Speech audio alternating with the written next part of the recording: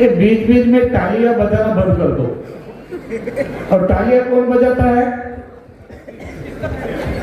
और मैं समझता हूं आप सभी को, आप बहुत होशियार है, आप बहुत चालाक है।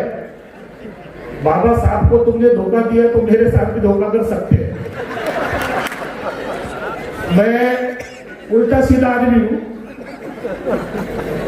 मेरे माँ को भी मालूम है कैसे पैदा हो कि कैसे आया हूं, क्योंकि भिक्खू संघ में मैं महाराष्ट्र से बिलोंग करता हूं लेकिन बिहारी हूं। और मेरे संघ नायक है, मैं बचपन से रहा हूं। कुछ चीजें मैं सच्चाई की बोलना चाहता हूं। अब जब सच बोलता है तो आदमी को कड़वा लगता है, लेकिन कड़वी दवाई पीने के लिए ताकत रखनी चाहिए, हिम्मत रखनी चाहिए। जैसे भदंत सुमेश जी ने, हमारे संघ नायक, हमारे ज्ञान ज्योति जी, कई वरिष्ठ भिक्षु है, हमारे विनय चारा जी, पूर्णिमा जी, ये सब संघर्ष रहित है और मैं एक आंदोलन का हिस्सा हूं। मैंने 92 से आंदोलन करीब से देखा हूं। मैं भी विनय चारा के पहले 13 दिन जेल में रहा हूं। अगर मुझे मालूम होता जेल में जाने से सुविधा होती तो यार मैं बार बार जेल जाता, जाना पसंद करूंगा। और जिसने जेल में डाला, जिन्होंने कोशिश की, मैं नाम नहीं लेना चाहता हूं, आप सभी को एक बात पूछना चाहता हूं, क्या महाबोधि यार मुक्ति चाहते कि नहीं? कैसे करोगे? अभी टेक्निकल पॉइंट बोलूंगा तो एक भी जवाब नहीं आएगा। अभी कांग्रेस में है, राहुल गांधी से, खड़गे से बोलिए। अभी हमारे भीमराव साहब को कोर्ट में केस है, करोड़ों रुपए लगते हैं। सिब्बल को खड़ा कीजिए ना महाबोधि महावीर के लिए, तब मैं मानूंगा। ये आंदोलन के नाम पर राजनीति करना नहीं दूंगा मैं। मेरा नाम हर्षबोधि है, समझ रहे ना? मैं बौद्ध ज्ञान में रहता हूं। मैं अपनी बड़ी बात नहीं करूंगा। विनय चारा को किस तरह से फंसाया और किसने निकाला, ये बड़ी बात मैं नहीं गिनता हूं।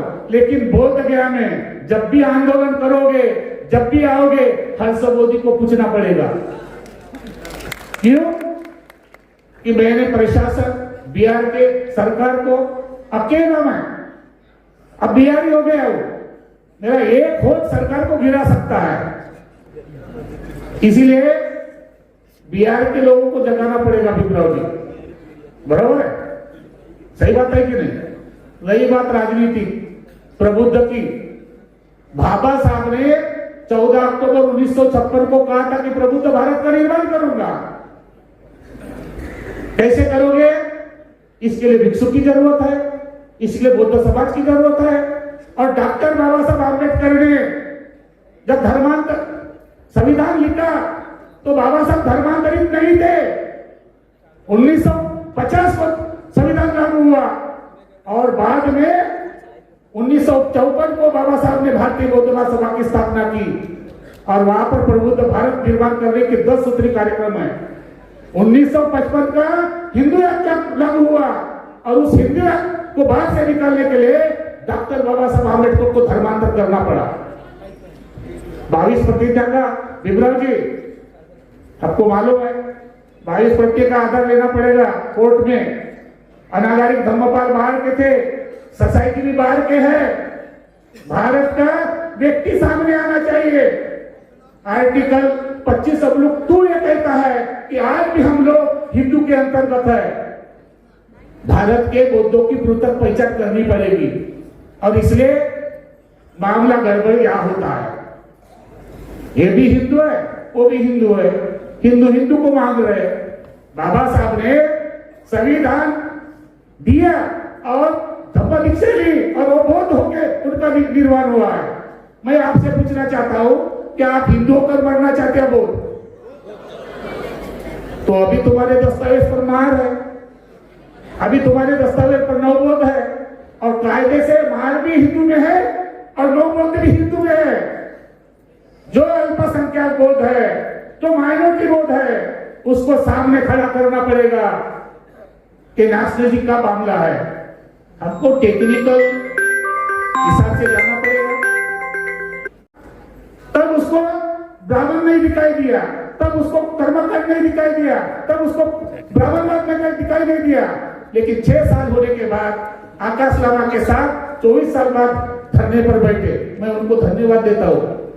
लेकिन अगर आप बुद्ध गया को मुक्ति चाहते हैं तो अपना स्वार्थ, अपना लालच, अपना लोभ, अपना ईगो छोड़ना पड़ेगा और सब समिति बनाकर, एक संगठन में समिति बनाकर महाबोधि की महावीर की लड़ाई लड़नी पड़ेगी।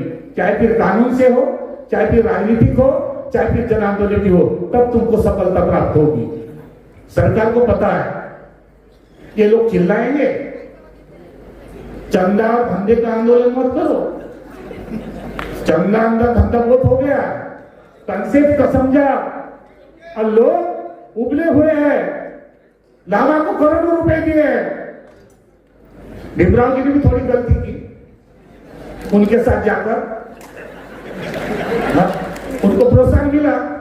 अभी तय करो कि हम किसके साथ जाए, क्योंकि एक आंदोलन और भट्टे जी ने बोला 4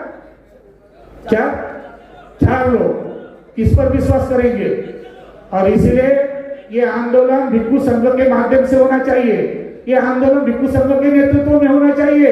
यहाँ पर राजनीतिक भाषा का प्रयोग मत करो। इसलिए हम लोगों ने भीमराव जी से बोला, अभी मैं निवेदन करता हूं भीमराव जी, 1 अक्टूबर को डॉक्टर बाबा साहब आम्बेडकर ने जहां धर्मांतर किया और कहा कि प्रबुद्ध भारत का निर्माण करूंगा, उसी जगह आपके उपस्थिति में और 18 देश के भिक्षु लाऊंगा और 5 लाख लोगों को बुद्ध धम्म की दीक्षा देंगे। और तब दीक्षा भूमि मुक्त करेंगे, तब दीक्षा भूमि मुक्त करेंगे। यहाँ पर हिमांशु सोनी जी कलाकार है, आपका बहुत अच्छा रोल देखता हूँ। अभी आप बुद्ध चीवर पहनने से बहुत अच्छे बोलते हैं। अभी आप भी कुछ दिन के लिए भिक्षु बनो बोधि वृक्ष में, नहीं तो गगन मालिक जैसा मत करो, गगन मालिक जैसा मत करो। गगन मालिक है, मैं बोलता हूँ, मैंने उनको अभी बोला कि जब तक तुम 22 प्रतिज्ञा नहीं लोगे तब तक हमारा विश्वास नहीं होगा।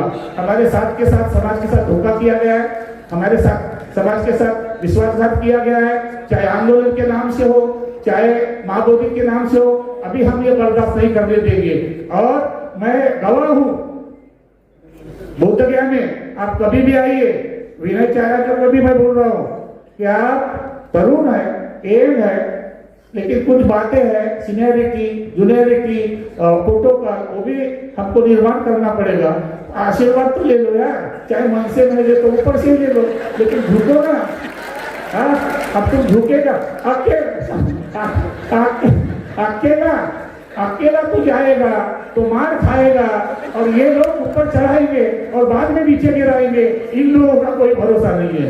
ये डुप्लीकेट वोट, ये हिंदू वोट, इनसे मेरा विश्वास नहीं। मैं नितिन गजबे को मैं समझता हूँ, कभी कभी मन शुद्ध होना चाहिए, मन पवित्र होना चाहिए, मन की शुद्धता होनी चाहिए। अरे तेरा कोई उनकी वजह थी, प्रबुद्ध भारत का निर्माण था। मैं आपके साथ, मेरा आशीर्वाद है। कई सुबेरे फोन किया, आता बोला आशीर्वाद लेने के लिए, तो मैं बोला आवाज खराब है, गर्म पानी पिलाओ। भी आप बोलो और अच्छे से बोलो, जो भी हो आपके साथ बोलो। और हम तुम्हारे साथ पूरा भिक्षु संघ है, लेकिन भिक्षु संघ को साथ में लेना पड़ेगा। जहाँ भिक्षु संघ है, पंतप्रधान भी लेगा, देश भी लेगा। अभी वक्त है भिक्षु संघ को मेंबर ऑफ पार्लियामेंट में जाने की, अभी वक्त है भिक्षु को सांसद होने की, अभी वक्त है। चाहे कितने भी हो, भिक्षु को आगे करो। 70 साल में आपने बाबा साहब के नाम पर राजनीति की कि नहीं? हमने कुछ बोला? अभी 5 साल हमको दे दो, देश को लाने दो, अच्छा बुद्धिज्म लाने दो, भिक्षु को आगे कराओ। इन्हीं शब्दों के साथ मैं बोलता हूँ, भीम जैसा नेता हो नहीं सकता, उनके जैसा काम कोई कर नहीं सकता। लाखों में ढूंढो तो भीम मिल नहीं सकता, और दोबारा अम्बेडकर पैदा इस देश में हो नहीं सकता, हो नहीं सकता, हो नहीं सकता। चमन कहता है गगन बदला, गगन कहता है चमन बदला, लेकिन संसार की खामोशी कहती है लाश है वही है कि और कफन बदला, अपने आप को बदलना पड़ेगा, विचारिक परिवर्तन करना पड़ेगा, बाबा साहब को कार्यों को आगे लेके जाना पड़ेगा, महाबोधि विरासत यानी बौद्धों की विरासत का बचाना पड़ेगा, एक महाबोधि विहार में फिर बौद्धों की विरासत बचाना पड़ेगा। और मैं ये चाहता हूँ कि माननीय नितिन गजभिये ने बौद्ध विरासत बचाओ सी यात्रा नाम देना तो बहुत लोग आते थे और बहुत लोग आगे बढ़ते थे। एक बात और कहूंगा, ए इंसान तू जान है शिलवान है, प्रज्ञा का शस्त्र करुणा समान है, मन में नहीं जो तेरी बुराई का ध्यान है, तर जाएगा तू जहाँ पर। डॉक्टर बाबा साहब आम्बेडकर का और बुद्ध का बयान है। इन्हीं शब्दों के साथ आप सबका शुक्रिया अदा करते हुए, आपके अंदर जो बुद्ध सोया है, शुभ बुद्ध सोया है और डॉक्टर आम्बेडकर आधुनिक बुद्ध है, उस बुद्ध ने आपको जो मार्गदर्शन किया है, उस बुद्ध का कारवा बनाने के लिए आप कंधे से कंधा मिलाकर आपस के मतभेद, आपस की नफरत, भाईचारा बनाओ। बुद्ध शांति चाहता है, मानवतावाद चाहता है, करुणा चाहता है, इस देश की एकता चाहता है और बुद्ध के रास्ते पर चलने वाला व्यक्ति कभी पीछे नहीं हटेगा।